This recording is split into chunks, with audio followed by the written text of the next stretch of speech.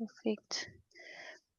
Okay, I'll start with opening karakia. Vairea te aratakatu. Vairea te hiningaru te tinana te vairua. Te nako kia mahia kia vatea. Vairea te rangi e tu iho nei. Te papa e takoto nei. Te hunga e hui mai nei. Kia tirama rangi, kia tirama nuku. Kia tau te rangi marie ki roto ki tēnā. Ki tēnā o tātou. Turuturu o whiti whakamaua kia tīna. Tīna. Haumie, huie, Thank taiki. you. Good afternoon, everyone, and welcome to today's webinar. And before we get started, I have an update for all of you. NZSA Conference 2025 is coming up, which is a great chance for us to connect and learn and grow our networks. And there is a special thing if you're a student or early career researcher, there is a travel grant available to support your attendance. I'll share the link in the chat later, or you can visit our webpage or our Facebook page to get information about that. And now, I'm pleased to introduce our speaker for today, Tim Cooke. He's a leadership recruitment consultant at Potentia. Tim brings over 6 years of specializing experience in leadership recruitment within the tech sector. And he's focused on placing exceptional leaders who can make a real difference. Tim is passionate about empowering people and fostering self aware leaders who create environments where human potential can truly flourish. He believes the world needs bold leaders to move the needle forward and inspire progress. And he's driven by a deep desire to challenge mediocrity and stand up for positive change. And today, he'll be sharing his insights on recruitment process, offering practical strategies and thoughtful perspectives on leadership and talent. And as far for question and answers, Tim will be asking in between for your questions, and we will have a question and answer session at the end as well. So please join me in welcoming Tim. Over to you, Tim. Oh, thank you very much. Glad to be joining you here, and hopefully I can deliver a lot of value. Yeah, I have been in recruitment for 6 years, as Muskan mentioned. I've covered a range of technical skill sets during that time, everything from data analysts and engineers to developers, architects, security, and then more recently I've been focused on leadership recruitment. So yeah, I'm very passionate about helping job seekers interview well in particular and give themselves the best chance of getting the job. I find it's an area that people often come up short in. They get nervous, they don't practice, and so that's something that I take pride in as part of my job. I'm also very interested in self-awareness and how that ties into you getting a job or not getting a job. And then with AI, it's something I am both excited and terrified about at the same time, as I'm sure a few of you are. So, yeah, as I say, I'm keen to keep this extremely interactive. Please just interrupt. We've obviously only got a small number online at the moment anyway, so please feel free to interrupt at any point with questions you have, and I'll do my best to answer them. So today, obviously, the focus is around how you can prepare yourself best to get a job. We're going to go over what a good CV looks like, what a good cover letter looks like, what's happening with AI, the current state of the market as well, things I'm seeing, things to look out for. As I say, would love you to ask as many questions as possible. Don't be shy. Please ask if you don't understand anything or if it doesn't make any sense. And yeah, we'll hopefully have some fun and some Q&A at the end. So, some market realities and trends in 2025. Job market is arguably as challenging as it's ever been. There's no sugarcoating it. I mean, we are regularly having more than 100, 150, 200 applicants to each of the roles that we advertise, especially more entry-level roles. So there's no sugarcoating it. It is extremely difficult, and even doing everything right, it doesn't guarantee that you're going to get a job. So, yeah, there's no two ways about it. Even some of the more experienced candidates that I deal with that have great resumes, great skills, are well connected. Some of them have been without work for 6, 12, 18 months. Look, we're optimistic. It is going to be changing over the next few months, and we have to be optimistic. So I think, yeah, it pays to be optimistic too. You can't worry about all the doom and gloom, um, but the reality is it's a very difficult job market. Yeah, AI, obviously all the rage at the moment, and it's fair to say that there is a lot of AI use when it comes to people applying. Everyone is using it to write, or nearly everyone is using it to write their cover letters in some way, shape, or form, it seems. With mixed results, I will say. Sometimes it's very obvious to tell when someone's used AI and it doesn't come across very authentic, but we'll get a little bit more into that later on. I would say one thing that is also very, very well, continues to be at the forefront is a focus on soft skills and attitude more so than the technical skills. Employers really want people who can communicate well with others, work in a team, aren't going to cause too much disruption, uh, but also, are not afraid to contribute in their own unique way. So, yeah, definitely soft skills and attitude are at the forefront of hiring managers' minds at the minute. Some good news, as you're probably aware, I would say, data and AI focused roles continue to be in very hot demand in New Zealand and around the world. Uh, they're bucking the trend compared to a number of other roles. Obviously, software development, we're seeing a number of organisations that are getting rid of a number of their software teams. Even just this week, we had news from a company called Ask Your Team. They'll be downsizing their software engineers significantly, and due to AI, and wanting to get more use out of agentic AI. And so, yeah, that's quite nerve-wracking. But the good news for you guys, with your data focused and statistics backgrounds, it's the right moment for you, shall we say, in terms of the job market at the moment, and it's only going to grow in time. So that's the good news, I would say, for this segment of the market. Cool. So what a good CV looks like.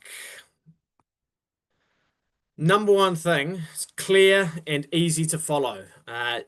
You'd be surprised by how often people have very long, very complicated CVs, all different fonts, all over the place, and it doesn't really follow along logically. So keeping it simple and easy to follow, no gimmicks, no fancy photos or playing around with pictures and lots of infographics, and unless you were going for a graphic design or a marketing role, just keep it simple. That's the key. Showing the human as well. Again, this is something that a lot of people can miss the mark on. They forget to add their hobbies and interests. They don't give a real insight into who they actually are as a person. And they fail to talk about what actually makes them tick.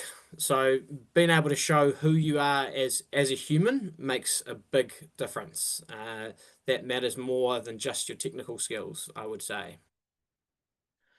Making sure it's well structured. So yeah, keeping, as I was alluding to earlier, keeping the headings consistent, making sure the formatting is consistent, text the same size, not mixing it up. I mean, it seems very basic, but again, you'd be surprised by how many people don't follow just basic formatting.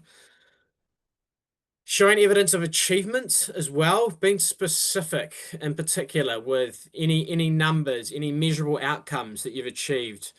That's something that people tend to miss as well. So, anytime you can mention percentages, growth numbers, savings, any direct data that you have, add that in rather than just using describing adjectives. tailoring as well. Now, I'm sure most of you will do this depending on what the role is. You'll tailor your CV to the role and make sure that it aligns as cleanly as possible to the job description. That is something that again makes a big difference, and the better you can tailor it, employers definitely notice that. So make sure you do tailor it. Have a few different versions available. That's what I find works best. You can have several different versions of your CV available. You don't have to tailor every single time you apply for a new role, but just have a few different versions available depending on the roles you're going for. And then, yeah, just remembering professional polish as well, making sure there's no typos or bad grammar. Thankfully, that's becoming less common with AI and people using that to touch up their CVs. But do make sure you get someone else to check over it as well. We're not always good at picking up our own mistakes that we make. So please, yeah, please get someone to check it or use AI to check it. But make sure there's no typos or bad grammar, because that will count against you immediately. I can tell you, people, even if you have the most incredible CV, certain employers will completely disregard your CV if they notice a basic spelling error or poor grammar errors or a lack of consistent tense. So yeah, cool. I thought I'd get into an example CV, just a very generic example. Um, Jane Doe here. Obviously, you can see keeping things as simple as possible, nice, clear headings, clear examples of work experience there, just a couple of bullet points. This is obviously aimed at someone who's just starting out in their career. So hence it's kind of simple and no detail, but you can see there's no fluff there. There's no fancy infographics or anything like that. Simple works best. That's page 1, page 2 there. Again, you can split out education and micro credentials if you wish, or that could come all under one. And you can you can chop and change with the formatting. I mean, sometimes people like to put their education at the top, especially if you're newly qualified. You can do that. You don't have to do that. But my advice is to focus on work experience and project experience first. That's what employers tend to be most interested in. Any questions around CVs?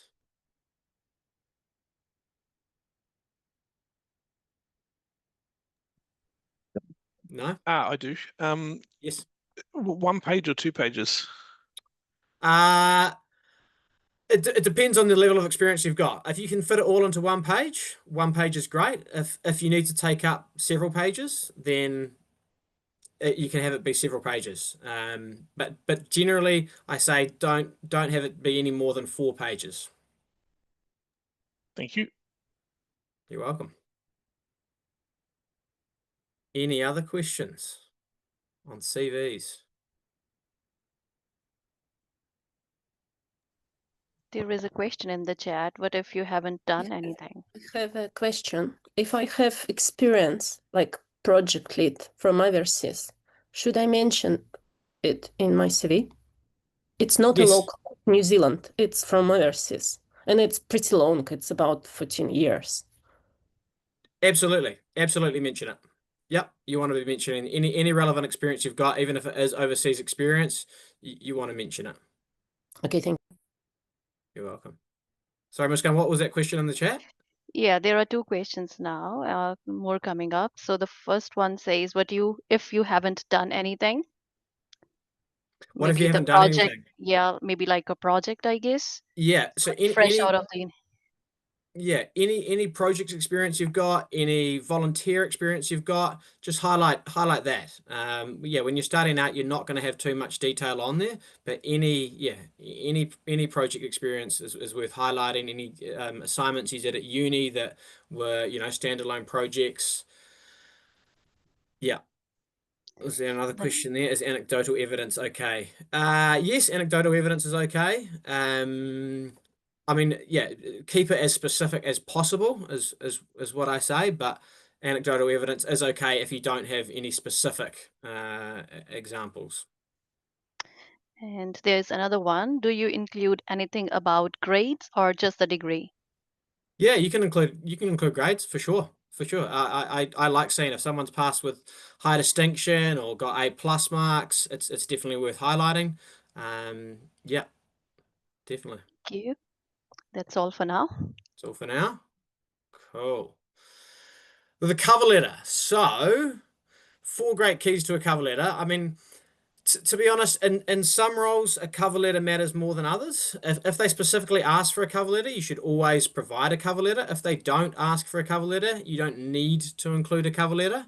But in general, I would say err on the side of caution and include it. It's not too hard to put together these days, especially with AI and the tools you have available. You can tailor it quite easily. And assuming you are using AI, once you've taught it your style, it should be able to generate a very similar style to what you have been producing. And you can just tailor that obviously to each job. Again, make sure the relevance of why you want the role is up front. You want to be talking about exactly what it is that interests you in the role and the organization. That matters more than anything. I'd say the human connection as well. Again, like I was talking about earlier, you want to give your potential employer a sense of who you are as a person, not just what your technical skills are.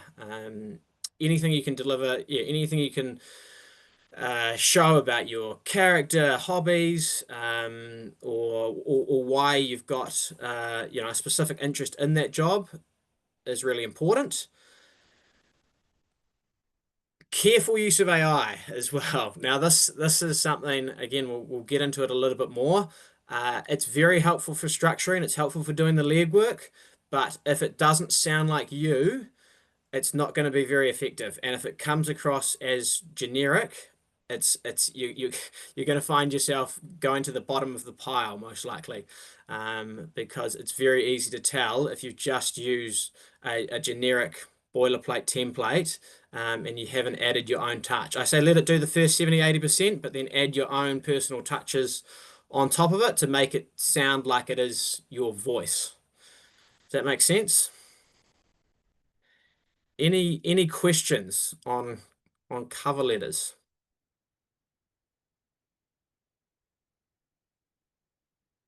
I have a question about Yes. motivation. What about first one? Why do you want that role at that organization? Yep. And no, for us, it really doesn't matter, because if it's first job, for example, after our degree, and we don't know this organization, we don't know pretty much this market, what is better to tell organization that we really want to work there?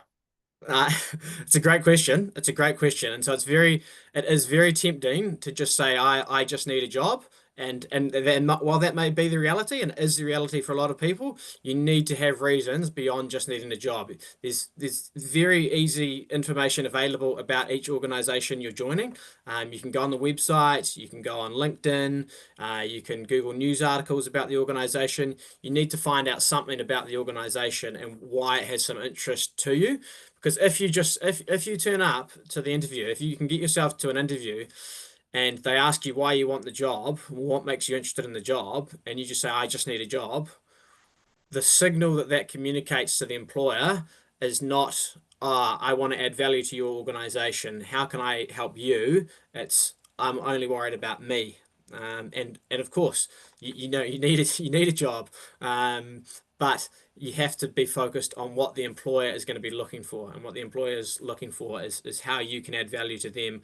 Are you genuinely interested in the work they're doing, the environment they have, all those factors. So you have to find some reason, even if you have to fabricate it a little bit or embellish it a little bit, that's okay, but try and make it as genuine as possible, because employers are going to see through if you are being dishonest. Yeah, thank you. And another one, how much official or like storytelling should be cover letter? Like more official or more like non-official? I mean, ideally a blend of both. Ideally a blend of both. If you can tell a story within your cover letter, that's fantastic. The more personalized stories that I see, that engages me. You know, if someone has an interesting personal backstory to tell, maybe they started tinkering with computers when they were 8 years old, or the reason they got into their current career, or something interesting that's relevant to the job, that's very personal. I would definitely advise doing that while keeping it professional at the same time. Okay. Thank you. We have a couple of questions here in the chat. Yeah. So there was a comment about, from hiring perspective, if you heavily rely on AI for cover letters, it becomes extremely obvious at the interview stage. And someone asked a question on that. So can you elaborate more on that so we don't make the same mistake? Yes. Yeah. So again, it's it comes down to, if you read over it and you think, does it sound like I've written this, or does it sound like the computer's written it? Just be honest with yourself. Ask yourself that basic question. Does this sound like me? Does this sound like a human being has written it? Or am I using, I am excited to apply. What drew me to this role was, it comes up, AI comes up with a very similar number of cliche talking points. But what I would say is, you can actually, when you're prompting it to do your cover letter, you can prompt it to avoid obvious cliches, make it sound more natural and flowing, make it sound more human-like, use a more simplified tone, all those little things. So, but yeah, the litmus test is, give it to someone else to read, or ask yourself honestly, does this look like I wrote it? Does it feel like me? Or is it the machine? As I say, let it do the first 80%, but add your own touches in there as well to make it sound a bit more like you. That's what I would say. Amanda, I saw you coming up. Yeah, Did you want to add? I was just going to say as well, if you are putting examples in your cover letter and then you're asked about those examples in the interview and you don't explain them using the same language, it's quite obvious that you didn't write, or you didn't, the AI wrote your cover letter. So, you need to make sure that your kind of terminology, or, the way that you're speaking about things is similar. Otherwise it becomes a bit of a, oh, okay, is this cover letter actually is that actually from that person? Yeah. Exactly. Thanks, Amanda. That's a great point. Yeah, if you turn up, again, if you get an interview, you turn up, they ask you about specifics in your cover letter or specifics in your CV, and you can't talk to that, sends a clear message that you have embellished or that you've been dishonest about what's in there. And I promise you, it won't go well if that happens. So I think there was a question about how long, I saw it pop up there, about how long a cover letter should be. Roughly this long. This is just a very basic one, in terms of length and structure, without being it's not too unique and special, but I just thought I'd throw that up there as a little bit of an example, pretending someone's going for a data analyst role at Stats NZ. And thank you. We have another question. Would you recommend having the same evidence from CV in the cover letter or provide different ones? Yeah, the same. Yeah, Thank you. And that's all for now. that's all. Cool. Okay, we're gonna shift to interviewing now, and this is a big one, and I'm sure there's a number of you that could do with practice, and improvement in terms of the way you interview. It's something I'm very passionate about, as I say. So I'm sure there'll be a lot of questions in this segment, but I've compiled a list of some of the keys to interviewing well. Number one, should come as no surprise to anyone, preparation and practice makes all the difference. So it's very obvious when someone has prepared and when someone hasn't prepared. What I say to people as well is, you need to be prepared. Once you've applied for a role, you need to be prepared to receive a phone call, to receive an email, and be ready to answer questions in relation to that application. You'd be surprised by how many people fumble around when they've applied and what was that role again?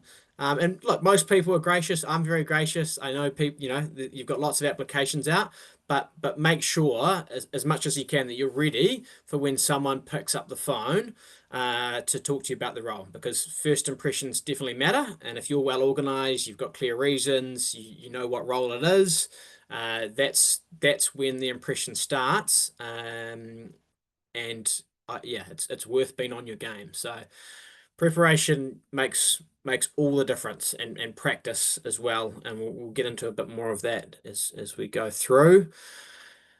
Second one, being clear on your reasons for wanting to join an organization. We've touched on this a little earlier, but if you aren't clear on why you want to join an organization beyond just wanting a job, you'll be on the back foot.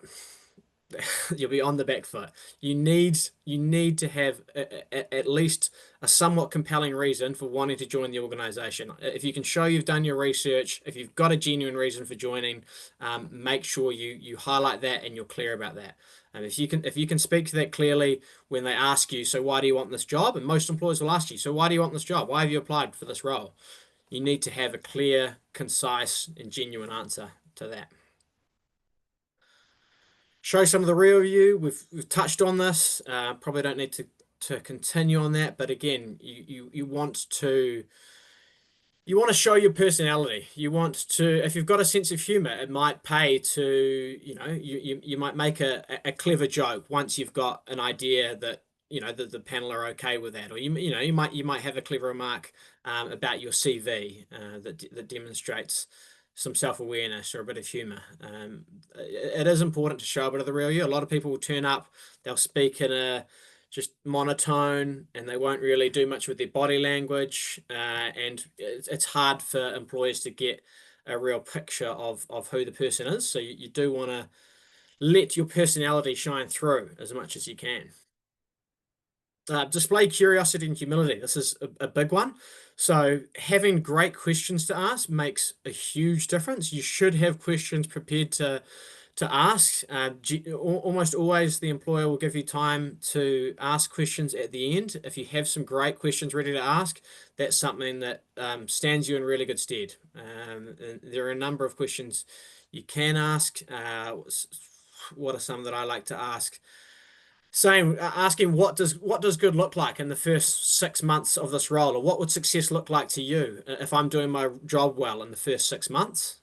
Questions like that. Tell me about the culture here. What can I expect from the rest of my team members? What's the working environment like? Asking questions about what the organization is like, what the work's like, what the team's like. That all matters, and it shows you're interested and engaged. And it's as much about as much as the advantages with the employers at the moment. You are still able to interview them, and it should be as much about you understanding what they offer as it is about what you can offer them. So don't be afraid to ask questions.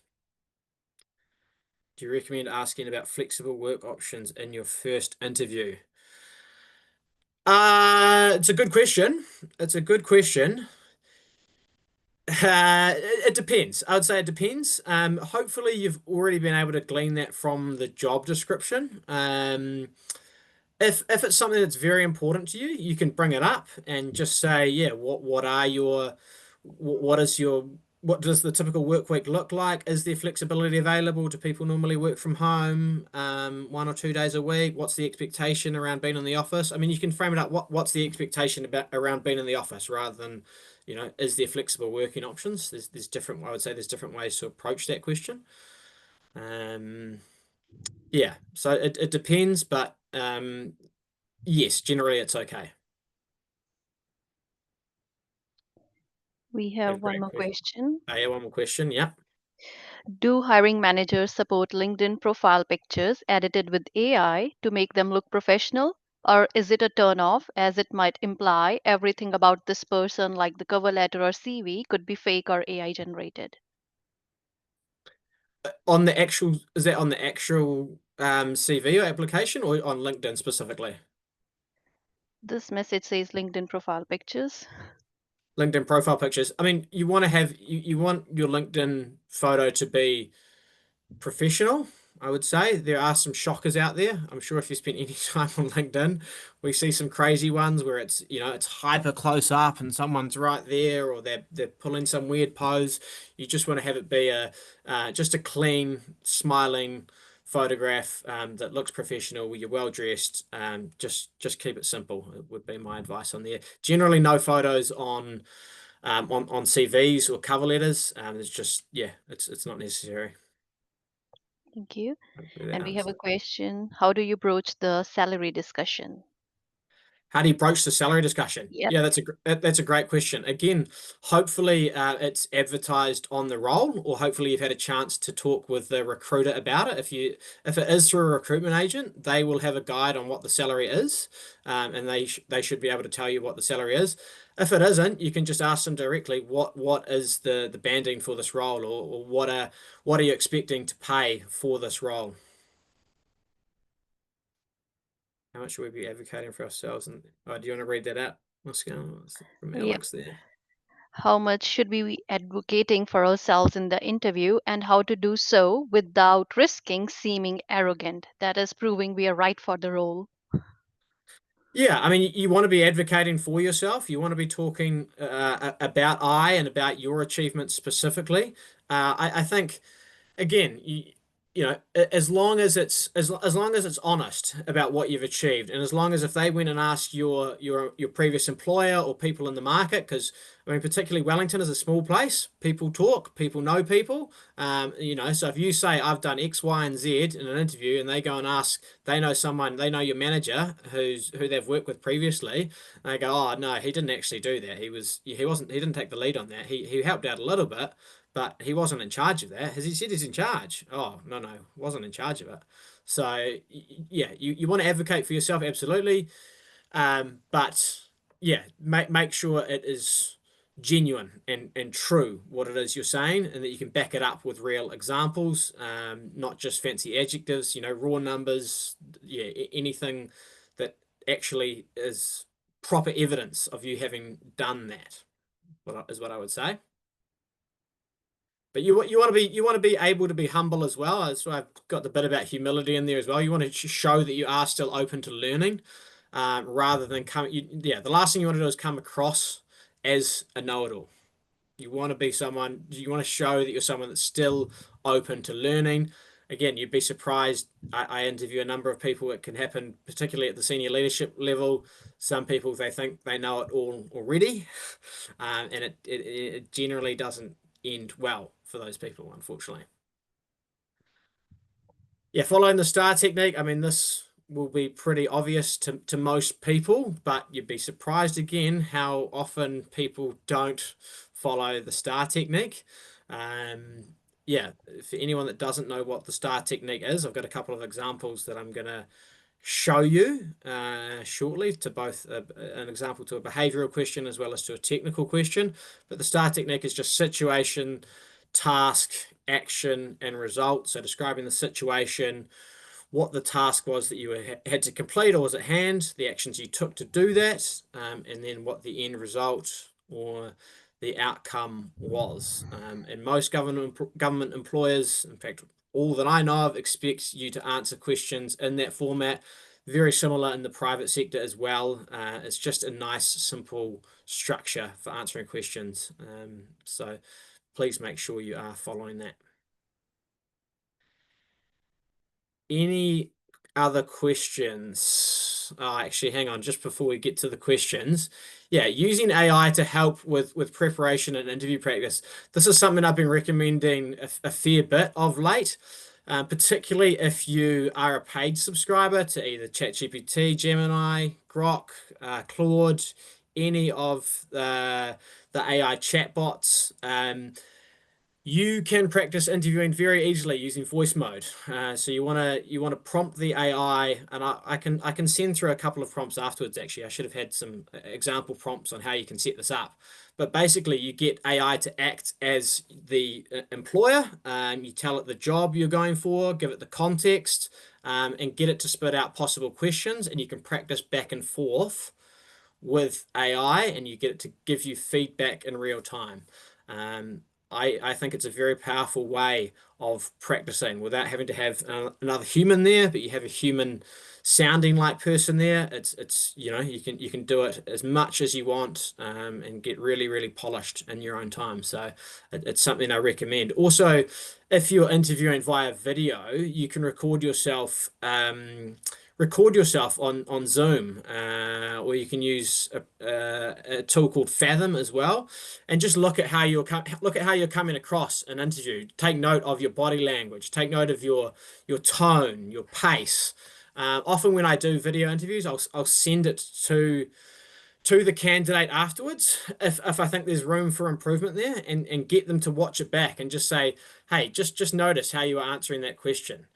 Just notice I asked you about this and you went off on a 10-minute answer, going way back to the start of your career, which wasn't relevant to the question I asked. So I think, yeah, some underrated ways of using AI. I would definitely give that a go. If you haven't, using voice mode. You don't have to use voice mode. You can just get it to practice questions with back and forth. You can answer them via writing it down if you want, or you can get it to create a quiz for you. But I think that's it's a very clever use. Any questions on interviewing? I'm sure there'll be a few. It's a minefield sometimes.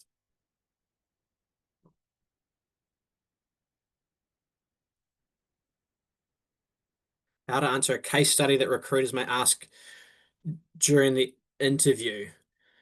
Can you go into a bit more detail on that?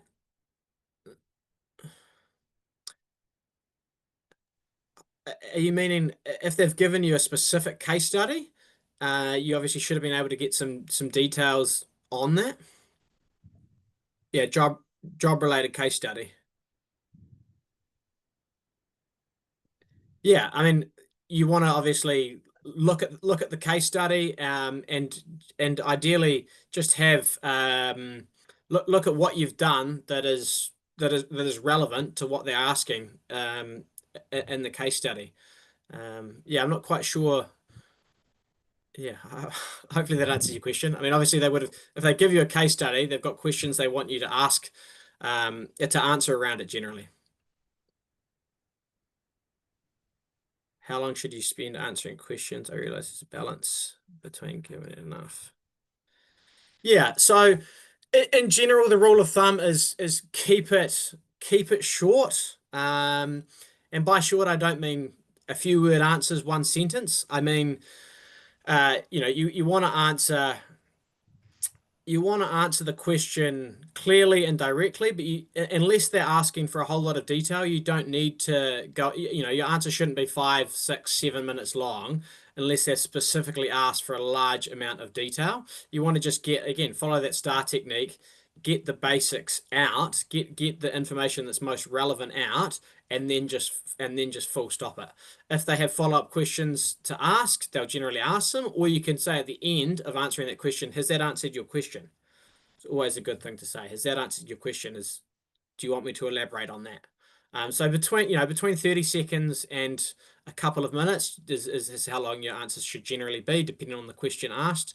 But if you're going much longer than that, and believe me, a lot of people do, I've had some extremely long answers over the years, and it switches people off. It's something people need to practice, and that's why I say you can use the tools. You can practice with AI. You can practice with a colleague or a family member, and get them to give you feedback on how long your answer is.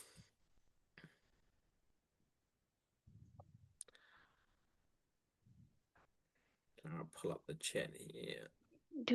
Okay, there was another question. Is it okay when answering a question, fit in extra information that will show you are the right person for the job that may not be entirely relevant for the specific question they ask? In general, try and avoid that. Wait until there is a specific question, because otherwise you'll find yourself doubling up. And sometimes you want to get out too much information, especially if you've been looking for a job for a while. You're just trying to, and I encounter this regularly. You're trying to tell the potential employer or the recruiter absolutely everything you've done. and it ends up backfiring because you're not actually focusing on just answering the question at hand. So wait until there is a relevant question, or at the end, they'll give you a chance oftentimes to ask, is there anything else that I can share with you, or anything else you want to pass on to them. So Thank you. yeah. We have next question. How do you navigate an interview where you don't get any live feedback from the panel, either in the way they don't have follow-up questions or uninterested body language? Yeah, that's a great question, Minu. So, how do you navigate an interview where you don't get any live feedback from the panel? I mean, this is something that is a bugbear of mine, and oftentimes there's not a lot of feedback that comes through from the employers. So, uh, I would frame up, the advice I give to people is I would frame up at the start of the interview. Hey, no matter how this interview goes in your minds, I'd love it if you could offer me some feedback at the end or when you have time on how I can improve my interview technique, my answers, any advice you can give me. You have to ask for feedback and seek out the feedback. If you're going through a recruitment agent, definitely ask them for feedback. I love it when people ask for feedback on how they're interviewing, how their CV looks, how their cover letter looks, because it shows they're willing to improve, and they're trying to give their best. So seeking out feedback is extremely important, and you just have to ask for it. You just have to ask for it because it is frustrating when you don't get it. And yeah, some employers are shocking and they say, "Oh, it's feedback in itself. We don't have time," but yeah, it does bug me. I don't like it. So sometimes you just have to ask for it directly at the start if it's really important to you. Okay, we have another question regarding adding extra detail that shows you are a good fit for the job that may not be directly relevant to the question. So I think it's related to the last question. Yeah. What about you? What about if you're worried you may not be able to say the relevant detail in any other way? That is, if they don't happen to answer a direct question relating to that evidence you want to provide. Yeah. So what I would say, Alex, to that is yeah, again, if you can make it as relevant as possible to the question, then go for it. And if you can get it out in a clear, concise, and timely manner, then that's okay. Just make sure that it does have at least some relevance to the question. Yeah, that was what I would say. Thank you. And I have a question like we have got tips about what can we do to interview well. What about what we should avoid doing, some common pitfalls that we may just get into? Yeah, some common pitfalls. Yeah, I mean, there's a lot. The first one, as I've already touched on, is spending too long, answering the questions and just going off on tangents. It happens all the time. People get nervous, and they just rattle. They rattle on. So that's the first one. You need to full stop yourself. You need to make sure you're answering the question at hand. Another one is they're not people don't listen to the questions oftentimes. They don't take their time to digest the answer. They're trying to get out an answer before the question's even been asked. So a common pitfall: not listening, not taking your time, not breathing. You want to be as relaxed as possible. You want to be speaking as clearly as possible. Again, some people, are trying to rush out. They're speaking at a million miles an hour, trying to get everything out. We've got to do this. We've got to do that. We've got to do that. You want to slow it down. I'm always encouraging, even the most seasoned professionals, I'm generally always encouraging them to just slow down the delivery and vary the pace of delivery as well. Vary your tone. It's not the words that have been said, it's the tone you're delivering it with and the body language that you've got, especially if you're in person. I know it's harder if you're interviewing virtually, which happens a lot these days, but if you're in person, you need to be very mindful of your body language. Make sure that you are sitting up straight. Make sure that you're clean, well presented. Make sure that you are varying your tone, going upwards with inflection at the appropriate points. What else have we got? Does it come across as professional to message the interviewer on LinkedIn about something you forgot to mention during the interview? I would not do that personally. Yeah, avoid doing that. If there's a and if unless you knew the person specifically, yeah, it's unprofessional to message someone who you've just met for the first time on a panel, and tell them you've forgotten to mention something during an interview. Yeah, that probably won't go down very well. So I would avoid doing that. Other common pitfalls. What would I say? Yeah, those are the big two. Again, we've touched on it quite a bit, but making sure the examples you have are relevant to the role. People often they'll talk about something that has absolutely no relevance in terms of an example that they've got. Try and make your examples, be it to behavioral questions or technical questions, as relevant as you can to that role. So yeah, that's what I'd say Thank on you. that. Cool. So I'll skip through now to a couple of examples. Just to get out of the chat here. So we've got a star example here of a technical question. So I've tried to make it data related. Tell me about a time you solved a complex data problem using R or Python. This is a rough idea of what your answer should look like. Note there's numbers there, 50,000 responses. There's what your responsibility was. There's specific tools you use there, Python, pandas and NumPy. And then there's the result that you've got. So again, keep as many specific metrics as possible in your answer. That is what will make a difference, and providing clear and accurate context as well as to what the situation was.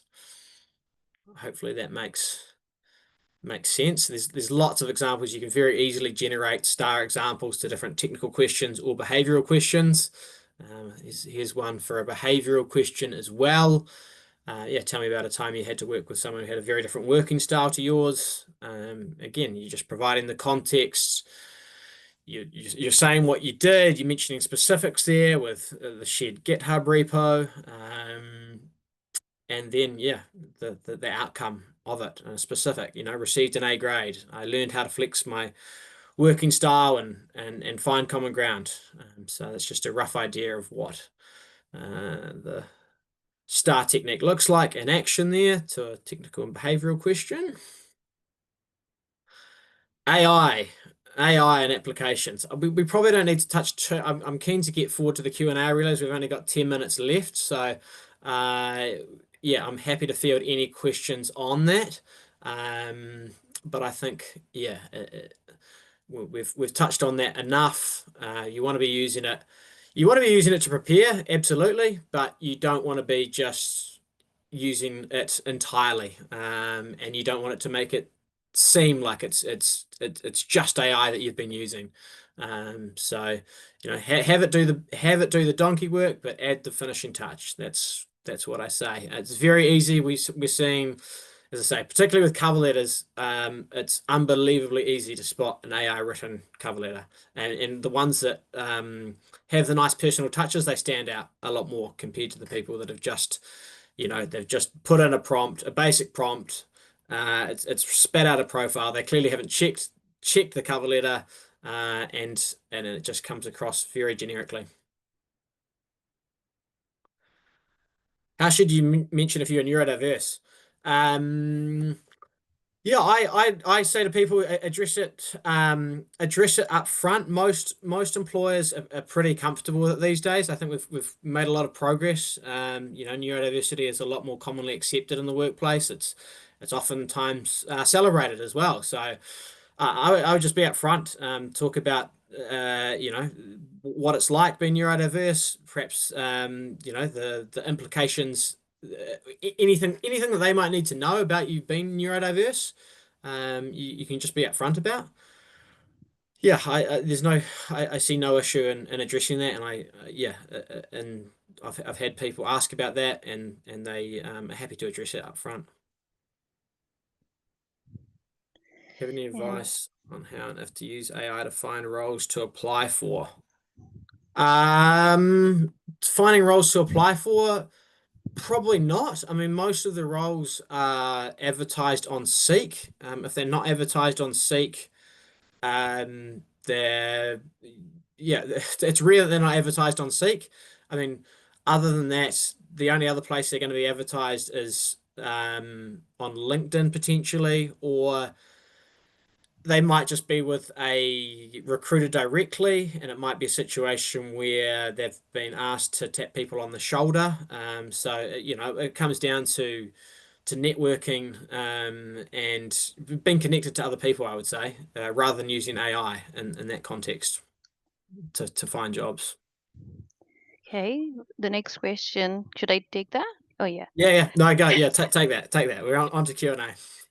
In terms of choosing examples for a specific question, when there are too many examples that are relevant, sometimes the question is high level. Yep.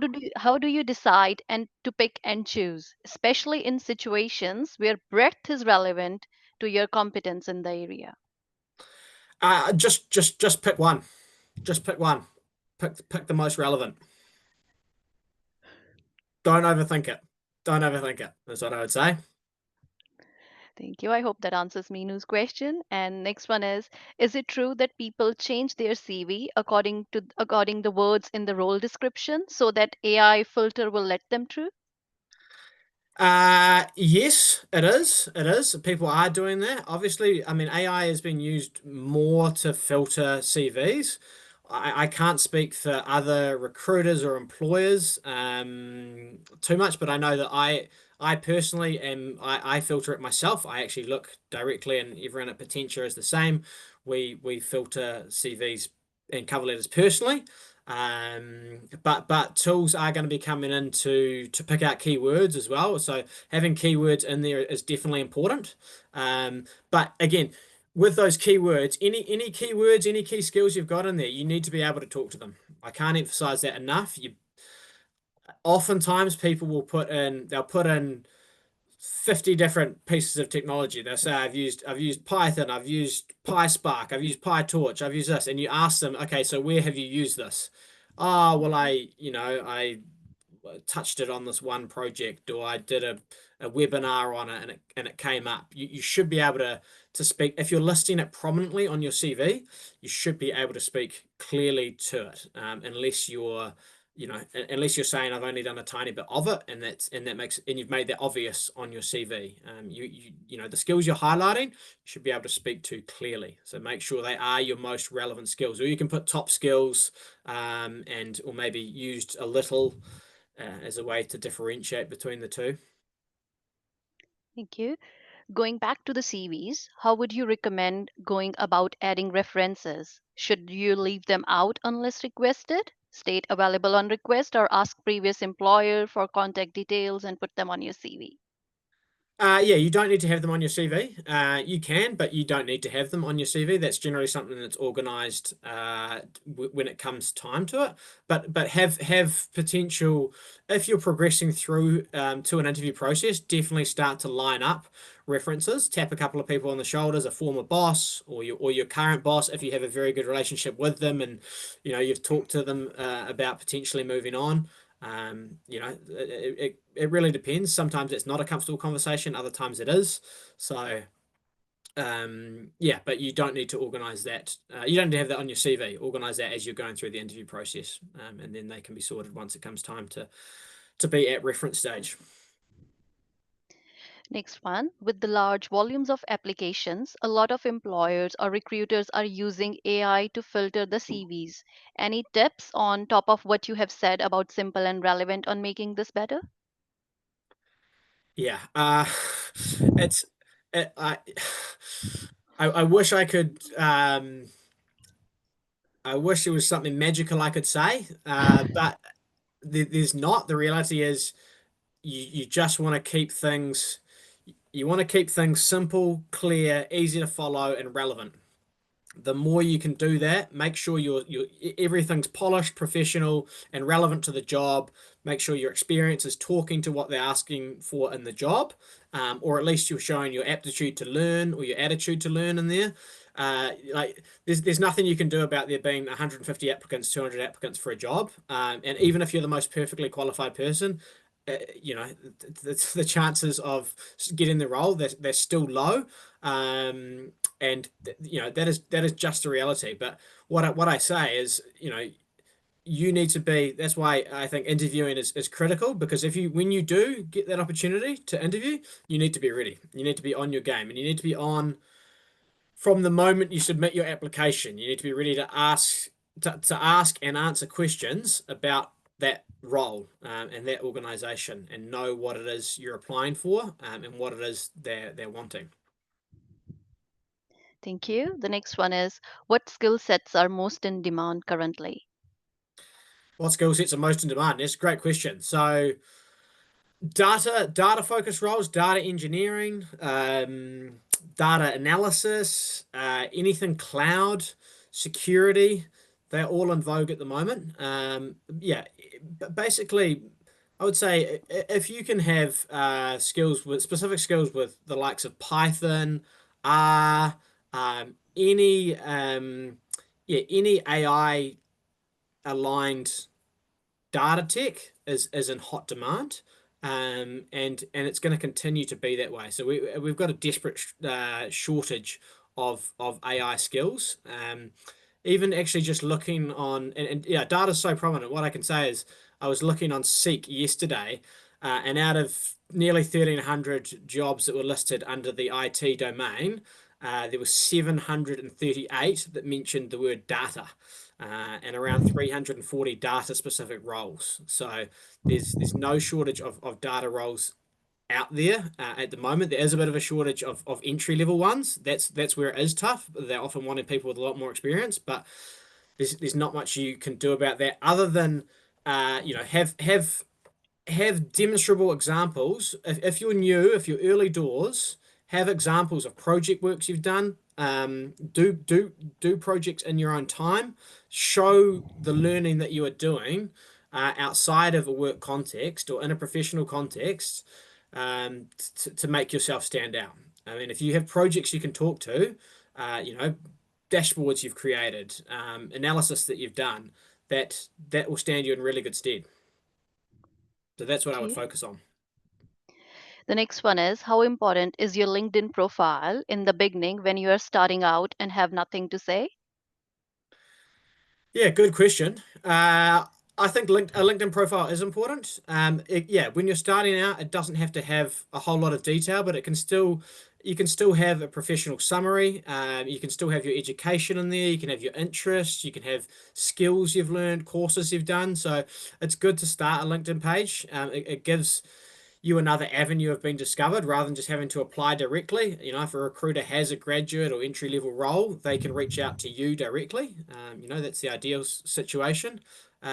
So yeah, I would create a LinkedIn profile if you are new to the workforce, because yeah, it's something you want to build on over time, and then it's a way you get discovered as you go forward in your career. So it is important.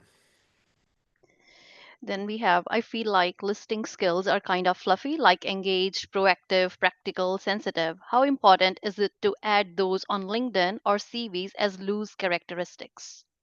I think very important. I think very important, but particularly listening.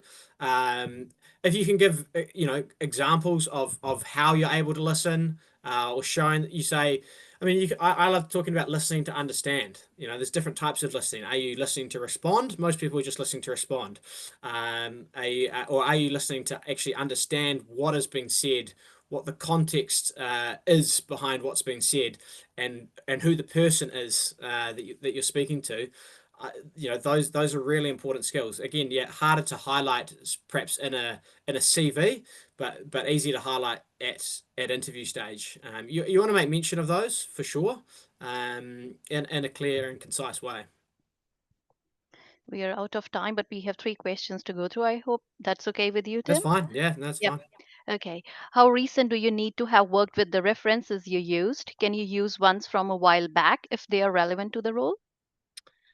Yes, you can. I mean, ideally, we always try and get one from a current, and most employers look for one from a current employer or very recent employer. Um, If you have to, you can go back a little while, especially if it's extremely relevant. You know, it's fine to go back 4, 5, 6 years if it is very, very relevant, and that person can talk to exactly what you did. Yeah, that's okay. But ideally, you at least have one that is from your current or most recent employer. Thank you. Are certifications helpful in New Zealand? For example, Microsoft certifications or cloud certifications? Yes, definitely, definitely. They all help. They all help. And the last question is regarding to project you mentioned, is that a good idea to put your projects on your LinkedIn profile? Will that add more bonus mark during interview? Definitely. Yeah, it's a good idea to add your projects to your LinkedIn profile. 100%. It's just giving clear examples of work you've done.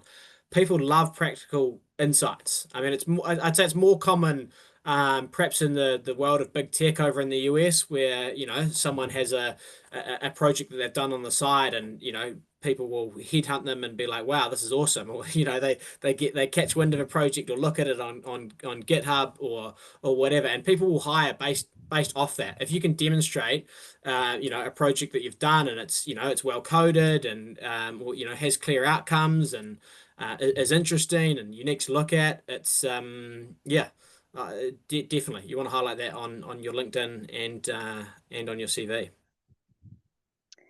Thank you. And I guess that's all for today. And thank you so much, Tim, for these valuable insights and practical strategies. And I think, just like me, everyone else also found those helpful. And quick reminder, do check out about the NZSA Conference 2025 and the travel grants. And thanks again, Tim. And thank you, all of you, for joining us today. Have a great rest of the day. And I'll close with the closing karakia. Unahia, unahia, unahia, unahia ite uru tapanuia tane. Kia vatea, kia mama, te nako, te tinana, te vairua i te ara takatu. Koiara airongo, tuturu whakamaua kia tina. Tina. Haumie, huie, taiki. Thank you very Thank you. much. Thank you. Appreciate it.